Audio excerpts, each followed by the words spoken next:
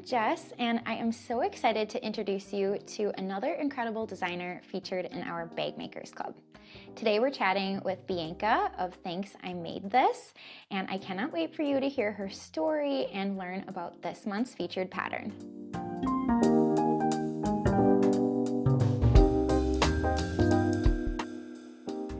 First of all, welcome to the Sallie Tomato YouTube channel. If you're new to bag making and love connecting with talented makers, this is a video that you won't want to miss. We'll share tips, inspiration, and behind the scenes stories that you can't find anywhere else. So don't forget to hit that subscribe button and tap the notification bell so you never miss another bag sewing video. Thank you so much for being here, Bianca, for this interview. I really look forward to our conversation. So why don't you get started by telling us a little bit about your background and how you first found yourself on the way to sewing and bag making? Hi, Jess. It's so great to be here. Thank you for having me. I kind of stumbled into this. I didn't ever start out thinking, oh, I want to design bags. Oh, I want to make garments. I want to upcycle. It became a hobby that slowly turned into a business. I was working in higher ed. I was the dean of discipline at a major university here, and I enjoyed it. I loved my job. I loved working with students. I loved working with the administration. My education is in conflict analysis and psychology. So I really enjoyed dealing with people and getting them to the next step past a challenge and a problem, particularly in academia. So I really enjoyed it, but we decided to start a family, and my health made that complicated. And I ended up having my daughter prematurely after being on bed rest for many weeks of my pregnancy.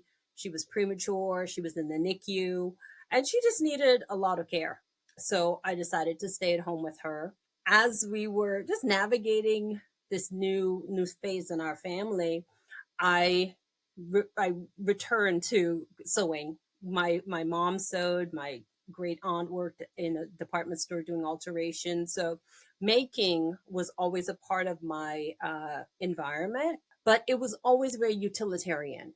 My mom made our school uniforms, and she would pleat the skirts, and and it was just such a sewing was like cooking, was like doing laundry. It was a function of life.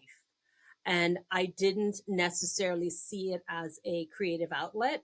When I was at home with my daughter, I saw her, as this little, that doll playing and dress up thing clicked in my brain. And while out shopping, I saw these wonderful garments that I thought would be cute on her, but I couldn't see spending so much money on something with little longevity. So I decided to pull out my sewing machine and started making for her. And after I, got into the groove of sewing for her, I started sewing for myself, and we would wear mommy and me outfits.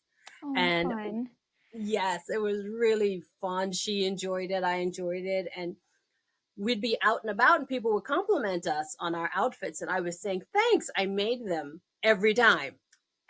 And it became the title of my blog, and then ultimately the title of my business. And just as I was at home, staying at home with her, moms in my mom's group expressed interest in wanting to sew and learning how to sew. And so I started teaching them from my home, and then rental space in the community. So that's how slowly, Sure. my creative journey evolved. So from, oh, let's do this for a time, to, oh, I'm enjoying this and let's see where it goes. Oh, I love that.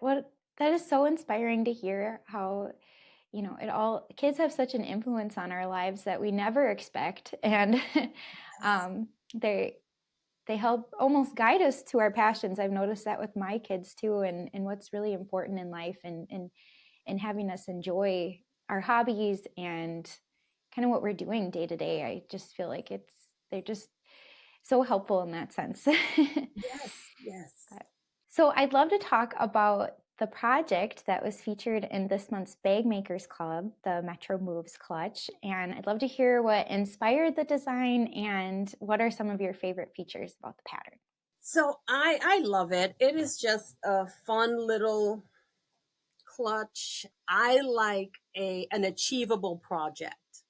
And I feel like newbie sewers get overwhelmed with the elements to bag making. It's a little intimidating if you've been making garments. The idea of stabilizers and hardware and all of that stuff can be a little overwhelming. For So sure. this bag was, it's a simple construction, but it has, you know, it's just cute and unique. And so I wanted something that was easy, not easy, but not as daunting as a complicated bag with a lot of zippers and different hardware. So I I like the that it's a handheld clutch that's very you know, it's cute, it's small, it's wearable, it's small enough to hold our essentials without being bulky, um, and it has a strap, so it becomes a crossbody bag. You adjust the strap, it becomes a shoulder bag. You wear it you know, adjusted more, it can become a hip bag. So Mhm. I like the versatility of the functionality of the bag itself. Also, I like the idea of playing up with fabrics. So this, I just pieced together some fabric from Ruby Star Society to make this fun design. And So cute. thank you. And it was an opportunity to play with binding, which is a little step up for bag makers. It's a little more challenging, but it's an easy entry point for quilters who want to get into bag making. So I was trying to think about who would enjoy making this and think of it as an entry level project depending on where you fall in the creative space. So quilters may be drawn to it because of the quilted element of it and the binding. Garment makers may be drawn to it because they can use solid fabrics and they may have some familiarity with a few more of the details. Sounds like you really thought of it all, and I just love the mix of the materials too, with the quilting and the patchwork design, and then a little bit of the leather and the hardware. Like it's so well balanced, and it's just fun. It looks like a fun bag to play with and to Yes. customize. So Yes, yes, that's what I was going for. And my testers all came back with a different feel. And I really appreciated that. You can make it very much your personality and style. hmm. Oh, cool. It's always fun to see, you have your base idea and then how everybody turns it into their own. It's such a fun career to be involved with and community to be a part of. So, Yes. do you have any tips for making the project as bag makers begin to start making their own? The people who aren't familiar with binding, they found that to be a little more tricky. And I will say, just make it work. And by that, perfection is not the goal here. Um, with the instruction, you'll see how you start with the binding on the exterior and then you fold it in and then you hand sew it to the inside. And there will be places depending on the fabric you choose, depending on the thickness of your batting and all of that. There are little elements that may impact the way the binding goes around the curve. On mine, there's a little hiccup here or there, and that's fine. Let perfection go is my tip. It's, you know, that area, this little bit is the challenging part for some people. And press it, sew it as close and nicely as you can, but the bag does not change based on that little hiccup if you have one. So yeah, you know, overall, I find and I think it's easy construction. And for the points where you are where there is, you know, visually, no one has had issues here. No one has had, you know, point in which you might have a concern would be along the curve and just press it and sew it and keep it moving. The world will not end if there's a tiny pleat in your binding, depending on the fabric choices and the materials you use. Um, so yeah, get it done. Yeah, I think that's great advice too. And no, there's no sewing police or anything, so just have fun with it. And like you said, get it done. Don't let it sit there, and finish the projects you can use it. And I think that's such good advice. And just take your time and it'll turn out beautiful, right? It'll be wonderful. It'll be wonderful. And none of and that's, like I said, that's the only area that of concern that my testers had initially was, I don't love that it's not perfectly smooth here. And my thought is it's not supposed to be. It's not, Mhm. it's the hand of the maker is going to be evident in what you make. And that's the beauty of making something handmade. And I personally am very much into this, don't let this stress you out. This is your escape. Yes. So, Oh, 100%. yeah, Oh, yeah. I love that advice. You have several patterns, and the next question I'm wondering is if you were to describe your design style in 3 words, how would you say that your style comes through with Thanks I Made Them? Retro, bold, and minimal. I love vintage patterns. I love vintage styles, um, because they're not everywhere. They're not on trend necessarily. I like that. Oh, I haven't seen that in a while. Feeling that my makes and my patterns evoke. I like the simple lines of retro patterns from the 60s and the 70s. They're uncomplicated and they're easy. Mhm. And I like big, bold prints. And I find those simple silhouettes pair really well with bold prints. So you get a lot of impact from the fabric and very clean lines. And so for me, I want the fabric to carry the load of the garment, and simple silhouettes do that really well. It's such a unique niche to be a part of, too. And just thinking about all the bag patterns out there and other designs. So I love that you've picked that, and it helps, your designs stand out and keep them timeless too. I think they're so beautiful, and Thank so it's you. really fun Thank you. to shop on your website and see all the pretty designs. Could you share a memory or a special moment that shaped you creatively or impacted you as a designer? I know you shared your creative path to where you are now, but is there any other pivotal moments in your as a designer that you would like to share? Yes, it's not necessarily joyful or happy, but it was pivotal, and I think it was important.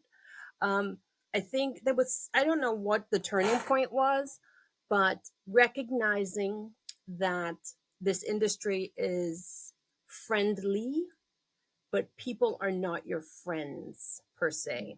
And individuals working for brands are predatory, and they will be kind and nice, but they have ulterior motives.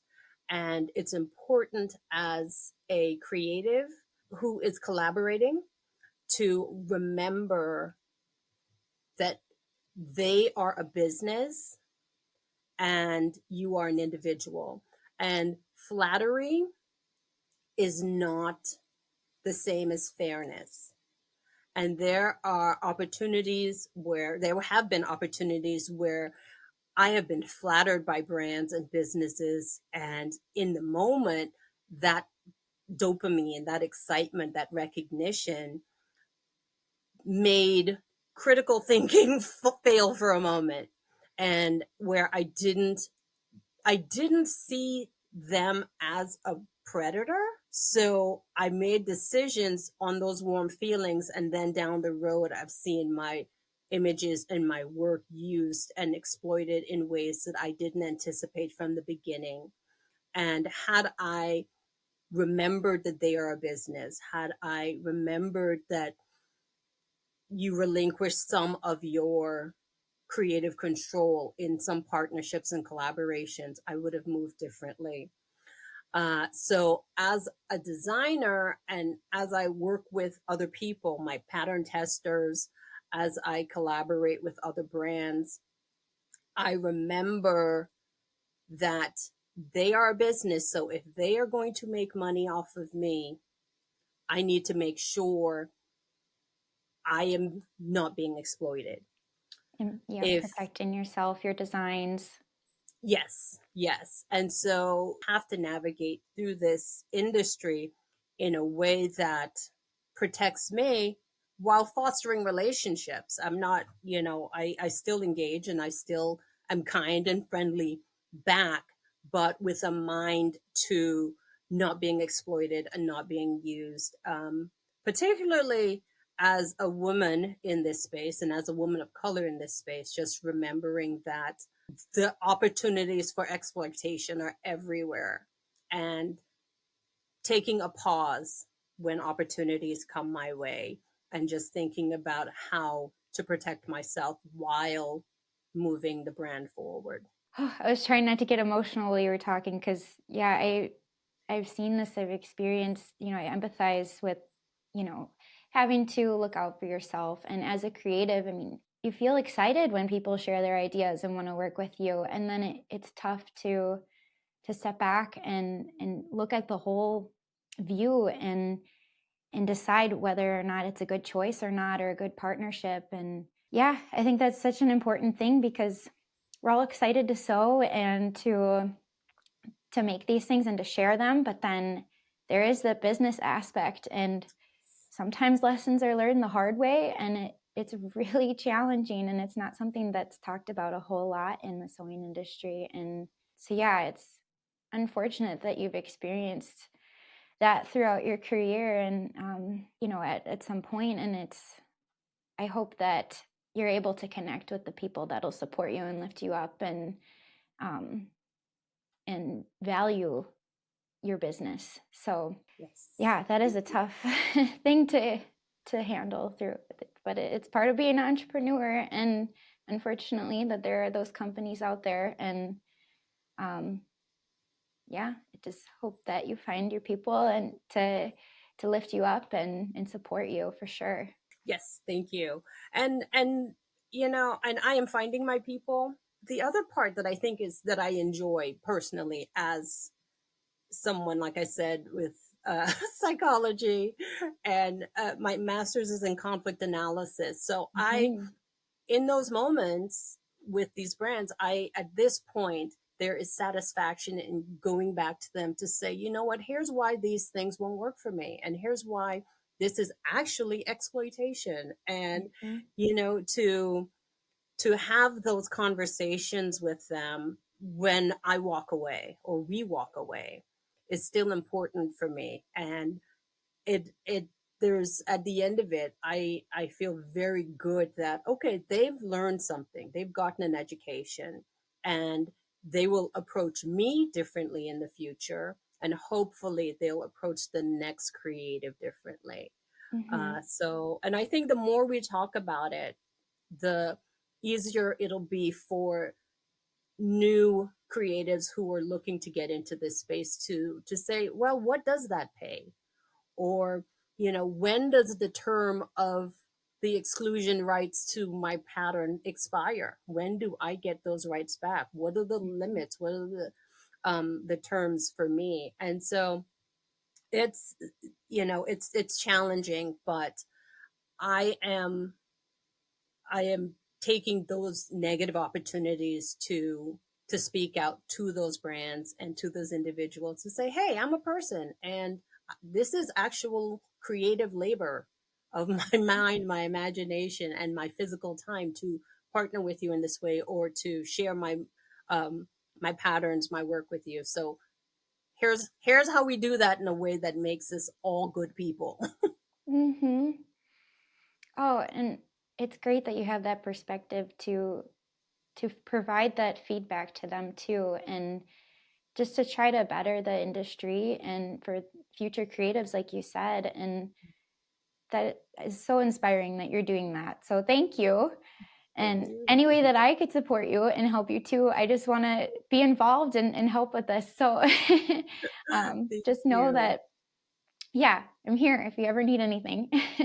Thank So, you, thank you. And I will say the fact that I am here with you and partnering for this box is because when I was approached, everything was laid out, everything was fair, everything was kind, and it was.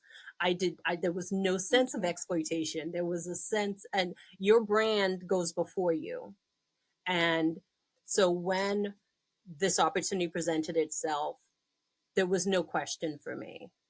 And as a Thanks. and you know, so know that yes, when I if there's something I need from you and I'm like, hey, maybe we need to speak on this, maybe I certainly will do that. But I will say, from what I've seen to this point, things are good, and Oh, thanks. I am glad for this collaboration, and Oh, yay. so and I feel good about it. So that's Oh, great. So wonderful. you're doing good work, and and Oh, thanks. Appreciate that. Yeah, and that's what it's all about, making sure everybody, is lifted up together and that we're all on the same page. I mean, of course, we're flexible and want to work together in ways that'll be good for both of us and help us both and to share this wonderful pattern with everybody and the education behind it and the supplies and make it fun and easy. And yes, so I'm really excited to see what everybody does with the box. me too, me too. I guess we're kind of jumping around a little bit, but kind of going back to thinking about beginners just in general with sewing. Do you have any tips for any beginner sewist just getting started that you'd like to share? You can't take it with you. You can't take the fabric with you. You can't take the patterns with you. You can't take your creativity with you. So use it now. Do it now. And don't wait for when you're good enough. Just start sewing now. Make mistakes. Cut the fabric. Start again. That's how you learn. That's how you grow. That's how you create new things. You know, you might be the person to come up with a new innovative technique. And how did you come up with that? By failing at a tried and true technique. True. And so, every expert was once a beginner. And we don't move through that process without trying, without doing. And just so I tell my students, no life is going to be lost by having to rip a seam. So just do it. It is important, but it's not. So just, in the grand scheme of things, cut the fabric, cut the pattern, get started, fail, throw it in a corner, start something new, go back to it. I think it's, just keep moving forward, keep sewing, it's not that difficult. Or if it is difficult, there's such a balance of what you do is important and significant, and hey dude, this isn't that important, just keep moving, Mhm. and so yeah, I just your creativity, your imagination, your risk taking, the fabrics, the patterns, use them now because they will not go with you, and the world wants to see it. We want to see it. I want to see what's in your brain, and if that thing in your brain is executed in fabric, make it. The world wants to see it. That is such great advice. I feel like for sewing and just in life in general, and that's something that I am working on individually to try to remind myself every day. Mhm. And because yeah, it's easy to feel influenced by certain things and live your life to the fullest and have fun with it while we can and just enjoy it. I think that's such great advice, and it's the relationships, it's your creativity. If you enjoy that every day, then I think it's a really good perspective. So thank you for sharing that. I'm definitely going to bookmark that part of this episode to refer back to as a reminder to myself too. But I love that so much. Thank you. Thanks. Stepping outside of sewing for a moment, when you're not designing or creative, how do you like to spend your free time? I love thrifting. I love estate sales. I like furniture reclamation. early in our marriage, I took my husband to work, and we were driving through a neighborhood, a historic Houston neighborhood, and there was a vintage door on the curb. And Oh, and cool. I looked at it and I'm like, oh honey, pull over. I want to get that. And he wouldn't pull over. And I'm like, come on. And he's like, I'm going to work. I know that's trash. And so I dropped him off, and I had the car, and I go back, I grabbed the door, put it in my car, and we had like a small sedan. And I had the door coming out the window.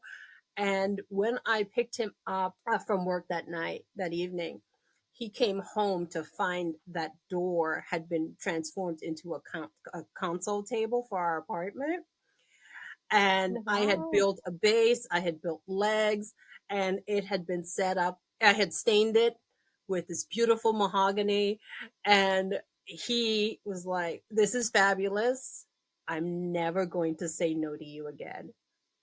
And that table is in our new house, and that was 20 years ago. So I really love, not necessarily dumpster diving, but I love reclaiming furniture and finding fun ways to bring them into my space. Mm-hmm. Oh, neat. That is so fun. It's another way to work with your hands, and like it's so satisfying to see the transformation too. I love that you Yes. still have it and use it. That's so cool. Now I'm inspired. Yes. I want to find a door.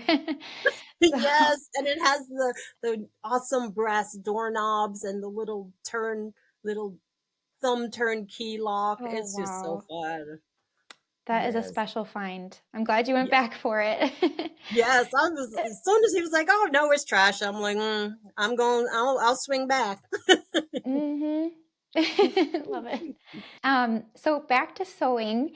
Do you have any favorite tools that you love to keep in your sewing kit nearby? Anything that you just can't live without? Yes, and it's gonna sound like shameless self promotion, but my pattern weights. I don't enjoy cutting patterns and cutting fabric. It is the most tedious part of the process for me. And to the point where if anything is going to stop me from making, it's the daunting task of having to cut out a pattern. Um, and it's just, I Yep. don't enjoy it. One day I was cutting fabric in my studio, and my daughter, she looked at me and she was like, why are you smiling? And I'm like, what do you mean? And she's like, you never smile at this part of the process. And I was smiling because I went to an estate sale and I found some vintage June Taylor pattern weights, and I hadn't ever seen them before. And they're in the shape of sewing notions, and I bought them and used them for the first time. Hadn't used pattern weights before, and I was just zipping through the process. And she said, "You've never smiled at this part. You're always just miserable." She was 7 years old, and I'm like, "Oh, okay." And so we talked about it, and she was like, "So you're happy to be doing something you didn't enjoy?" And I'm like, yeah. And she's like, so why now? Why haven't you had this feeling before? And I said, because there's nothing like this on the market. There's nothing cute and fun that helps people cut sewing, patterns easily. And she's like, you need to figure out how to bring that feeling to other people. And I'm like, I guess I do. And so I started thinking about ways to come up with fun sewing tools that are cute. Like I see people using random things around their house, cans of corn and all that. And do what you will in your creative space, but I wanted something that was aesthetically pleasing, functional. So I Mhm. came up with my pattern weights, and they come in 2 inches, 6 inches, 9 and 12 inch varieties for different projects and different, sizes of pattern pieces.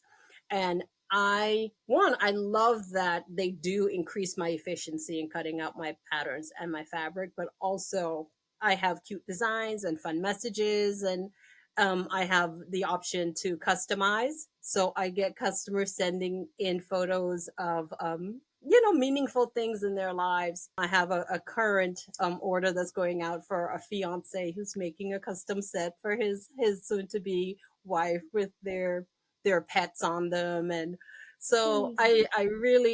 I enjoy them for how they improve my efficiency, but I also enjoy how other people customize them and use them in their lives. I don't think that's a shameless plug at all. I feel like that's so helpful. And I love that Thank you. you created them. And sometimes, yeah, like our kids, they have that outside perspective. And I mean, Yes. sometimes I get so caught in like a habit or a routine, a way of do something, and to have them question it and, have an innovative way to think. And it's like, oh, thank you for saying that. But Yeah. very cool. I have a son as well, and they are endless inspiration, endless, insight, and I love it. Listen to Mhm. children. Mhm. So while you're sewing, do you typically listen to music or podcasts, or do you have a movie on in the background? What's your Oh, go-to? I am a crime junkie. Oh, So really? I yes, That is yes, so common, like more common than I realize. yes, yes. I mean, we play with sharp tools all the time. So true. But I like right now, Midsummer Murders season 25, episode 1 has just dropped. So as soon as we're done, I'm gonna watch that. I love British crime shows. Um and I don't enjoy true crime as much. I watch Snapped, and the Snapped spin-offs, She Made Me Do It and Killer Couples and stuff. So I will watch those because it's kind of dramatized, but like Dateline, they make me anxious. So I don't watch the real time happening crime shows, Hmm. but definitely dramatized crime, British, and not just British, Welsh. I enjoy subtitled ones on Acorn TV and BritBox. Um, but yeah, and I love audiobooks. I am a chain listener to audiobooks, and I particularly like series. And Hmm. just because when one ends, I know the next thing, I can just jump right in. Hmm. Oh, neat. Well, thanks for sharing that. All right. So for those who want to follow along with your work and your patterns, where can they find you online and connect with you? I am Thanks I Made Them on the socials. My blog is thanksimadethem.com. Facebook, Thanks I Made Them as well. I will be teaching several opportunities throughout the year, so you're welcome to join me. I'm going to be at Craft Habit in Raleigh in February, QuiltCon, but my QuiltCon classes are sold out. The lectures are still open. And I'll be teaching at Madeline Island School of the Arts in July, and the Estelle Center for Creative Arts in Colorado. So, yeah, lots of ways to find me. Great. Yeah. Sounds like a lot of fun things. If anybody is not able to attend, then they can connect with you online. So Absolutely. thank you so much for sharing today and for your time and chatting. It was so much fun, and I really appreciate you being part of the club as well. Thank you. Thank you so much.